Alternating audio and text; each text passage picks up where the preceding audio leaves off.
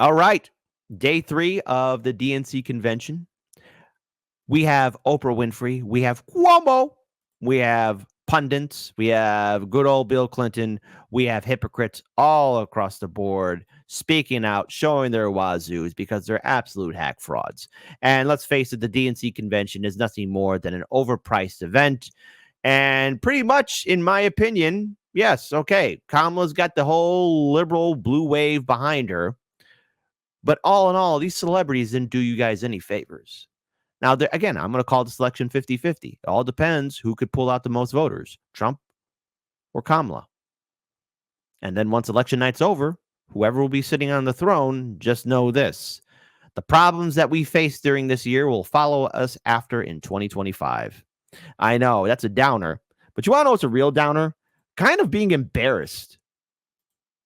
Being embarrassed by CNN as Oprah Winfrey says childless cat lady, and it cuts to a random woman in the crowd. I know. It sounds so bad. It doesn't sound good. But here, really cringe moment. CNN, why would you do this? We just try to do the best we can to save them. And if the place happens to belong to a childless cat lady, why would you just focus on one person, CNN? we just Oprah didn't do. See, again, I could sit through the speeches and hear these jagoffs talk, or we could cut through and actually, maybe, just maybe, find all the cringe funny moments. Like, first of all, this great showdown on CNN, okay? Because we have panelists on how CNN is once again, occasionally, rarely telling the truth. I know. First of all, this truth bomb that was dropped, and I find it absolutely hilarious, but it's, dare I say it, a defiant L for the DNC and for CNN to even air this. As good as they were, is that she's in the White House right now. Democrats have controlled the White House for 12 of the last 16 years. And for all of the talk about division and the problems in the country and people are hurting, Democrats have mostly controlled this country. Trump had it for 4. The Obamas and Biden had it for the rest of the time. And somehow it's still all Trump's fault. And somehow she hasn't been at the center of it. So to me, that's still the glaring hole in this campaign that hasn't yet been solved at the convention. How do you explain all of the problems that will be solved by the person who is currently in there for the last 3.5 years, who is supposed to already be working on solving it? Brutal. Now, of course, good old Bill Clinton decided to speak at the DNC convention as well. I know. Bill Clinton starts talking about his age. And, whenever I hear him talk or I ever hear him speak, my skin crawls. 2 days ago, I turned 78, the oldest man in my family of 4 generations. And the only personal vanity I want to assert is I'm still younger than Donald Trump. Anything to disrespect Trump, the sheep go bah, bah, or dare I say it, maybe they're like seals. Arf, arf, arf.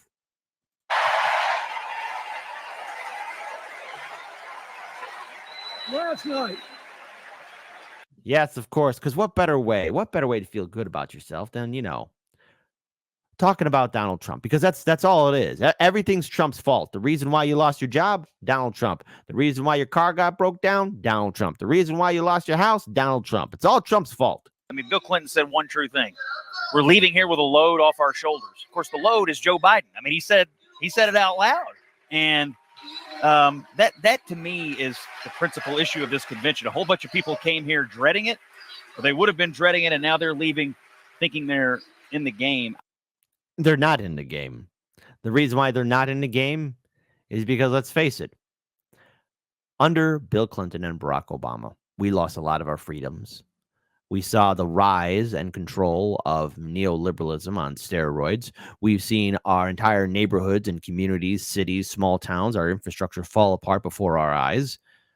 And yet, somehow the Democrats, especially since today is the last day of the DNC convention, because today is Thursday, somehow the Democrats think that they got this in the bag. And I've seen this kind of arrogance before, Democrats. And I will give you this warning. It's 50-50.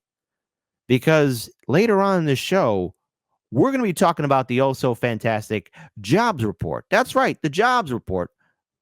That apparently over 1 million jobs were falsely added in. Things aren't going well, Democrats. And the honeymoon phase for Kamala, I would argue, is still around. And the Democrats are going to keep on pushing this false reality that everyone's happy for Kamala. But I keep saying this, that the number one front issue is going to be the economy. And Trump's stupidity is that, he's going after Kamala for personal attacks, whatever. That's stupid to do. You have a golden opportunity to hit the Democrats where it hurts, and that's the economy. Because if this thing is really tanking, if we are really heading towards not a recession, but a true economic depression, it's the Democrats that are to blame. It's easy to blame Trump, and yes, he has contributed, but he's not the architect. He's not the designer. It's these politicians that have been in power for decades and decades and decades. And that's something that a lot of liberals are going to have to come to terms with. I know, vote blue no matter who. Things aren't looking too cash money. But then again, who knows? If you guys get enough suckers, voters to turn out to vote for Kamala, then hey, you can continue to living the lie. But eventually, all lies do fall apart. Bill Clinton makes me think about my dad in Western Kentucky. When I was growing up, of all people, why would you compare him to your father? Out there, my dad and all the other guys like my dad, blue-collar guys, they love Bill Clinton. Mm-hmm. All Clinton guys. And now, my dad and every single one of them that I know, all Donald Trump guys. And when I see him come out here tonight and I think about the audience in this convention, I think the Democratic Party did once have a bunch of people who Bill Clinton would appeal to. I think they're gone. I think the people who the blue-collar labor piece of the Democratic Party that propelled Bill Clinton in the 90s has completely and totally migrated over to Donald Trump. And so I wonder about the younger audience and how they view somebody like Bill Clinton today, because he's not a blue-collar hero to them. They know a lot of other things about him that, frankly, make me wonder how in the world he still makes these kinds of stages to be. Oh, I'll explain why, CNN. It's because CNN, MSNBC have worked together with the Democratic establishment, corporate overlords, big banks, lobby groups, hedge fund managers, the top 1%, to continue to build up this perception that Bill Clinton was this outstanding president. Under Bill Clinton, the crime bill was passed that incarcerated majority Black and Latino communities, families. Under Bill Clinton, the war on drugs was intensified. Under Bill Clinton, the prison industrial complex flourished. Under Bill Clinton, we got rid of Glass-Steagall. Under Bill Clinton, we got the Telecoms Act. Hey, CNN, you owe Bill Clinton for your existence and why CNN, MSNBC, Fox News, CBS, ABC have such a monopoly over our media. That's why he has a stage. Also because he's connected with so many rich people. See, the mythology of the Democrats is that they're supposedly working class people, but they're not.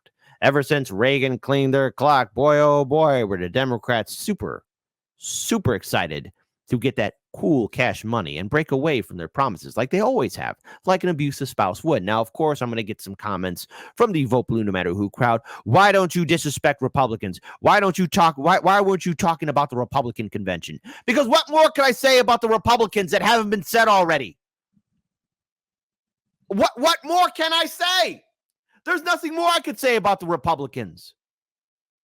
Everybody knows that the two-party system is corrupt, but for some reason, people still hold on to this fantasy that the Democrats give a damn.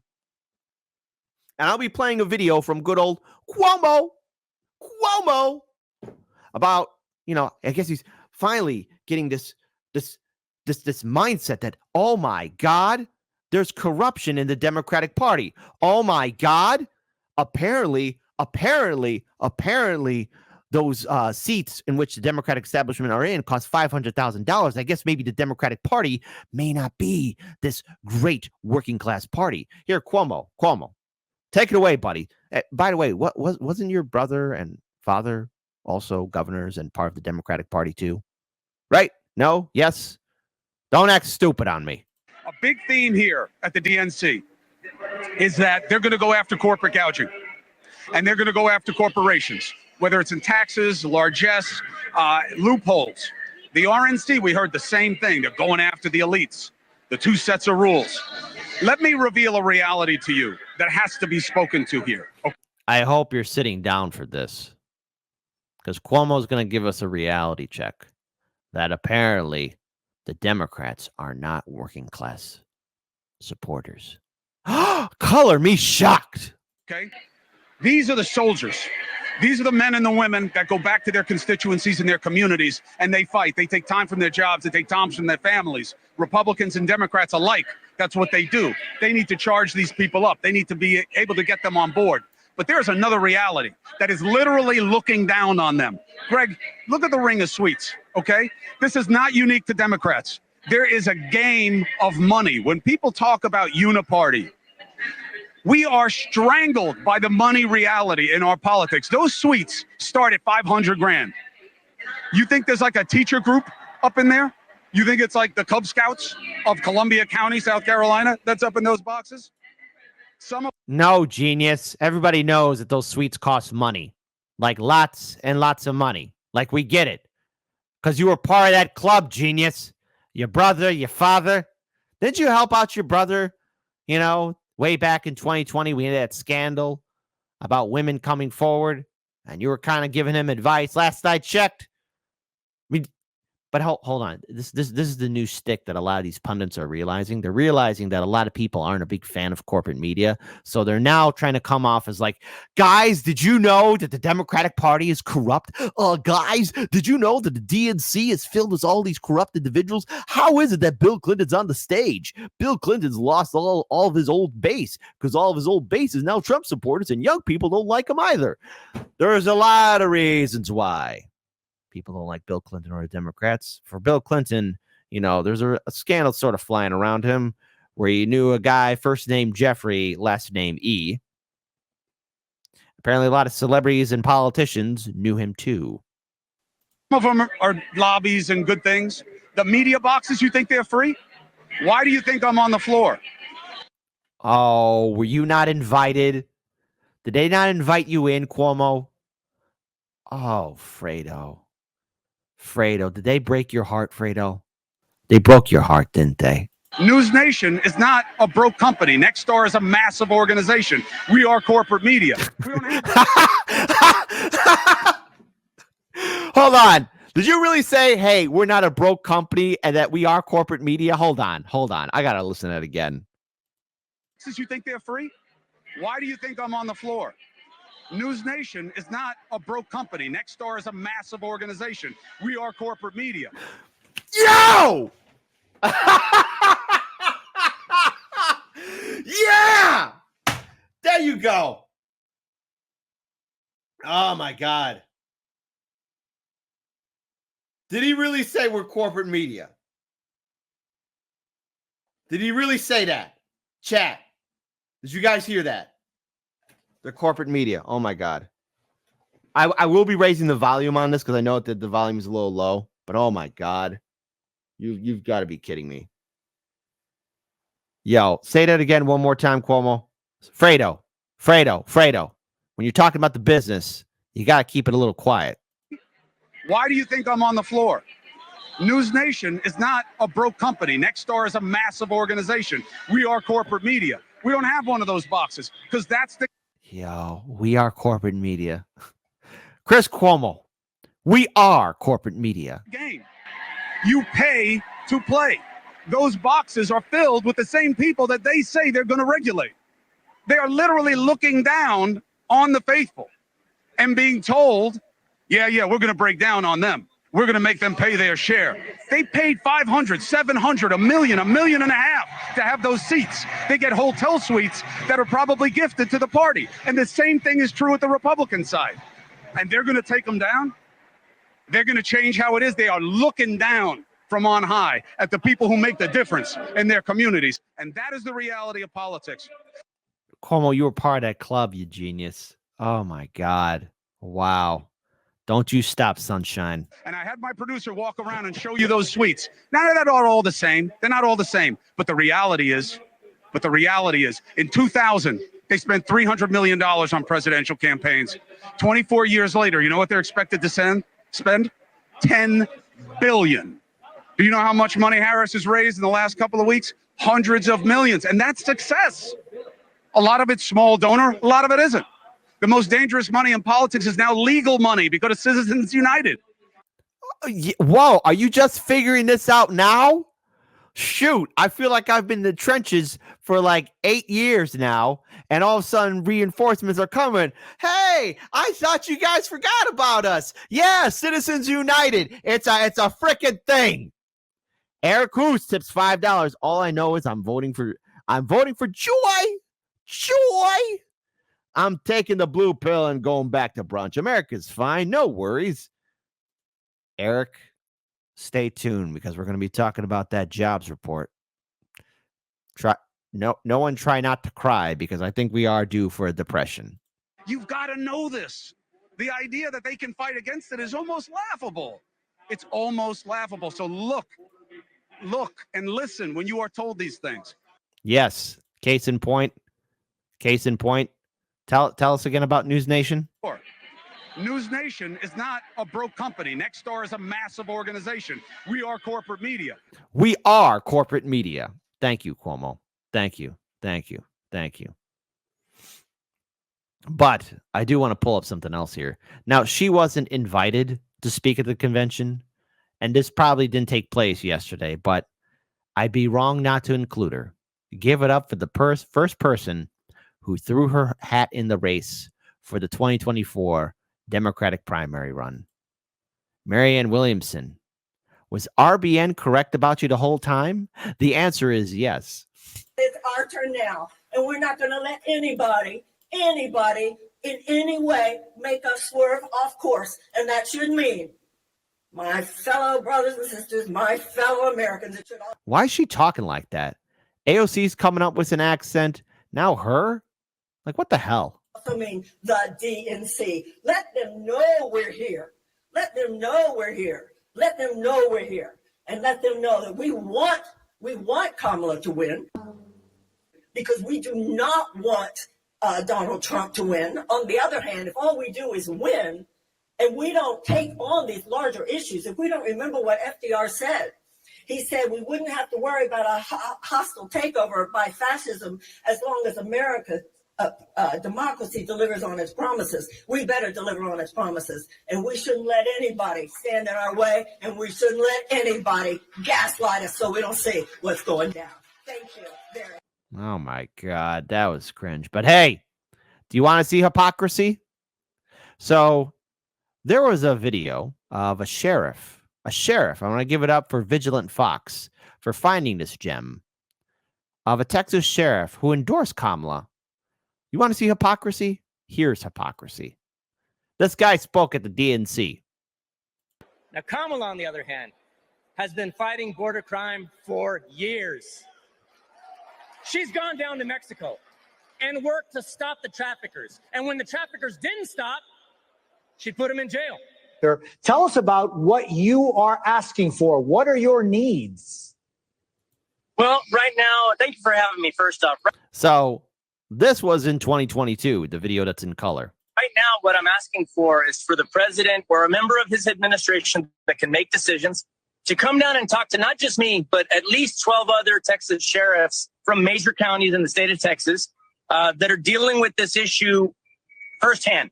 So I'd like to see somebody from Washington come down here, get boots on the ground, get eyes on the issue at hand, and then talk to us, a bipartisan group of Texas sheriffs that are really taking a common sense approach because we have to. Now, Kamala on the— Oh my goodness. So wait, say again? Because apparently you were quite upset what's happening at the border. So, okay. All right. Look, you have all these celebrities out there. You have these pundits. You have these politicians speaking. And what's clear here? This was all for show. Smoke and mirrors. I recently saw Jimmy Dore's live stream as he was walking down in the inner area of the DNC convention. And, you know, I got to just say, you know, just seeing this entire event, it's all for show.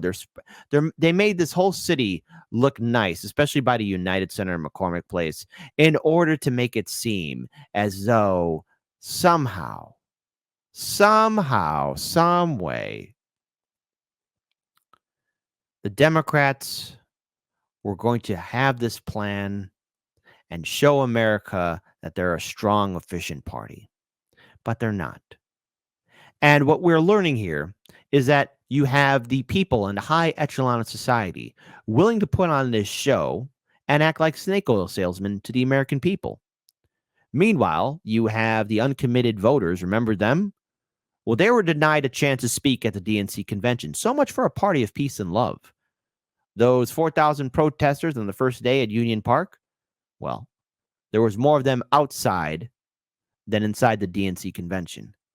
There are people screaming from the rooftops that the economy is not fine. And after all, yesterday it was reported that the Biden-Harris administration is cooking the books. That apparently, yes, under Kamala's watch, because after all, Kamala was VP for 3.5 years. It's not just Biden. She was also vice president. But that somehow people are assuming that now that Kamala's going to get in, she's going to fix the things. But yet you were the second in command, Kamala. And I hope people start putting 2 and 2 together and stop falling for this trick of identity politics. Look, you want opportunity. Everyone has a right for opportunity. Everyone has a right to make an impact. Everyone has a right to run for office or speak out or make an impact in this society. However, what we are witnessing here is nepotism, corruption, and political clout, the likes of which we haven't seen in quite some time. Kamala is not this end-all, be-all savior, and yet you have people going to bat for her thinking that she's going to do it. You have celebrities, your favorite celebrities, musicians, politicians, and pundits. Now, occasionally some truth bombs will be let go. Somehow on CNN, you had that one pundit speak out how, well, why is Bill Clinton still on the stage? I mean, his old crowd has now abandoned him for Trump, and young people don't like him. Then you have Cuomo, Fredo, dropping the secret sauce that, yes, they are corporate media, and that somehow the Democrats are a party of corruption and owned by corporate interests. Well, gee, where have you been these last couple of years? That's what Hardland's media has been talking about since 2017. We've been doing this thing for 7 years. Not 1, not 2, not 3, not 4, not 5, not 6, but 7 freaking years doing this. You just got the memo now? Here's what's going to happen, because Thursday, today's the day, that's the last day of the DNC convention. Kamala's going to be anointed. She's going to be crowned. But the thing is, she wasn't voted for. The people didn't select her. It was the establishment and corporate bosses that picked her. There was no free and open primary because there was no primary process. Biden and his administration did everything it could, along with the DNC, to make sure there wouldn't be a primary. This administration did everything it could to make sure that Donald Trump, and yes, even third-party candidates, independent candidates, wouldn't be able to get on the ballot, to be on the debate stage, and so much more. The Democratic Party is undemocratic. The Democratic Party is corrupt. You know what? It's a click, copy, paste version of the Republican Party. The only difference is that it can be argued the Republican primaries have been more democratic than the Democratic primary. Before anyone types, well, gee, where's your anger and rage towards the RNC? Everything that has been said about the Republicans has been said. But you want to know what's really shocking to me? The amount of mental gymnastics in which the vote blue no matter who crowd is going to go through in regard to defending the DNC, Kamala, and all these sycophant politicians. You're in an abusive relationship. Vote blue no matter who. And there is a very good chance that Kamala could win this election. But even if she doesn't, are you going to have the courage to walk away? Because I'm tired of hearing liberals say, well, gee, maybe next time, maybe next time. You know what? Please put your sunglasses back on. I'm tired of looking at that shiner of yours. Because if you're not going to have the courage to walk away from your abuser, I'm not going to give a damn, Democrats.